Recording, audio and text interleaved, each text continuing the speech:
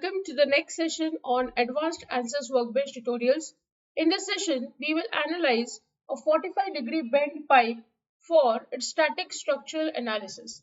We will start by double-clicking on Static Structural module. We'll first go to Engineering Data and double-click Engineering Data Sources, General Materials. I'll be using two materials. One I'm going to use is copper alloy and the other is stainless steel. I'll go to project and update project. Next I'll go to geometry and right click, import geometry.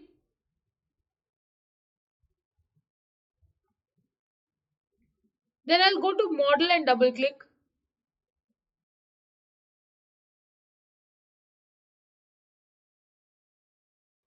I'll first go to geometry, solid. I'll change the material to stainless steel. Then I'll go to mesh. I'll give the element size as 0.01 meter. So I'll just change this unit to meter. I'll go to generate option. Next I'll go to static structural, right click, insert, fix support. I'll choose the face option. This face I will fix. The internal portion will be subjected to pressure. So I'll select all three of them and insert pressure. I'll give the value as 1.52 megapascal. So I'll just change this again. Next I'll go to solution, right click, insert, deformation total.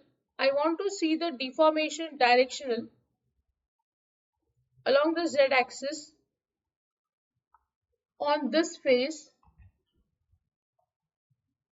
Also I'll insert deformation directional on this face itself along the y-axis. Now it is not y here, it is x-axis itself, which is a vertical axis. I'll right click, insert strain equivalent. I'll insert stress equivalent. Also I'll insert stress tool maximum shear stress such that I can get the safety factor. I'll go to solution and solve.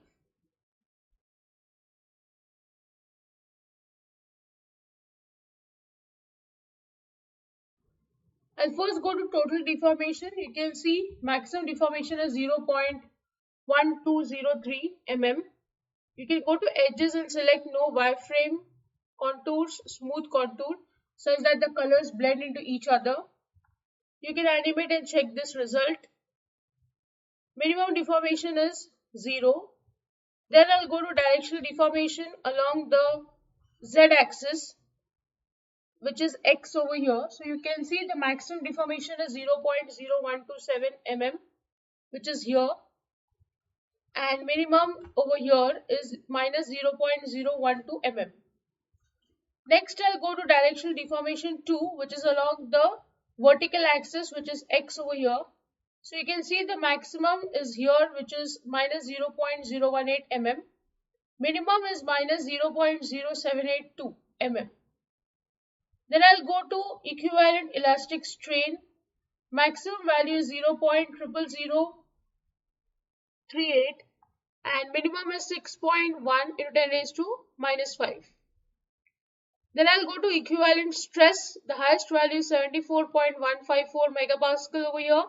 Minimum is 8.49 megapascal. Then we'll go to safety factor, which is the most important one. You can see here the value is 15, which is highest. Actually, it is not 15. It will be between 10 to 15. If you want to see the exact value, you can choose probe and you can see here. So here you can see it was 15, then 13.844, 13.418. It is going to vary. But it will be in this range from 10 to 15. This green color will show between 5 to 10. So you can see here these colors. This color is same but the value is varying. And then whenever it is maximum. So if you click on max, you can see it is going to be red in color. And when you select minimum, it will be minimum, and that's how you can see the value here.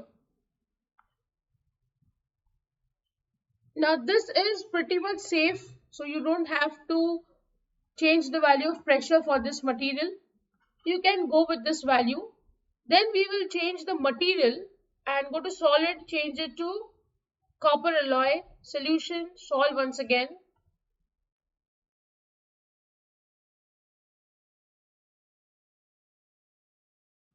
When you go to total deformation, you can see the maximum value is 0.21 mm and minimum is 0.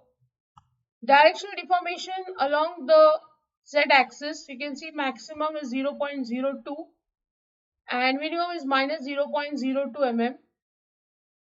Then we'll see the directional deformation along the vertical axis. Maximum is minus 0.032, minimum is minus 0.13. You can see here. Equivalent elastic strain, you can see max is 0.00064, minimum is 0.0001.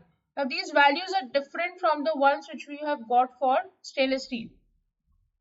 Then we'll go to equivalent stress. You can see maximum is 71.33 megapascal, minimum is 7.83 megapascal. Now the most important is safety factor. You can see here maximum is at this point. This value is between 10 to 15.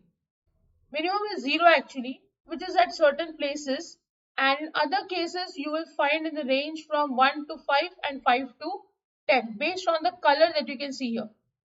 And if you don't want to see this max min, just click on max min once again such that the max and min point will disappear. With this, I end the session. I hope you have understood the analysis. If you have any doubt, please write to me in the comment section. Don't forget to like, share and subscribe to the channel. Hit the bell icon for latest video updates. See you in the next session. Thank you.